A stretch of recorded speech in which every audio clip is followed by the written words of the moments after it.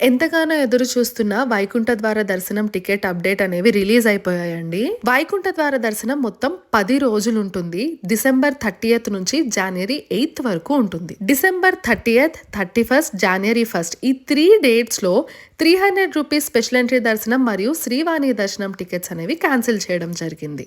ఈ 3 డేట్స్ లో దర్శనం ఎలా చేసుకోవచ్చు అంటే నవంబర్ 27th నుంచి డిసెంబర్ 1st వరకు ఆన్లైన్ లో లక్కీ డిప్ అనేవి ఓపెన్ చేస్తారు. లక్కీ డిప్ లో సెలెక్ట్ అయిన వాళ్ళకి డిసెంబర్ 2nd రోజు టోకెన్స్ అనేవి అలొకేట్ చేస్తారు. జనవరి 2nd నుంచి 8th వరకు 300 స్పెషల్ ఎంట్రీ దర్శనం వాళ్ళు, శ్రీవాణి టికెట్స్ బుక్ చేసుకున్న వాళ్ళు మరియు తిరుమల తిరుపతి లోకల్స్ వాళ్ళకి దర్శనానికి అలౌ చేస్తారు. వైకుంఠ ద్వార దర్శనానికి ఆఫ్లైన్ టికెట్స్ మాత్రం ఇవ్వట్లేదు.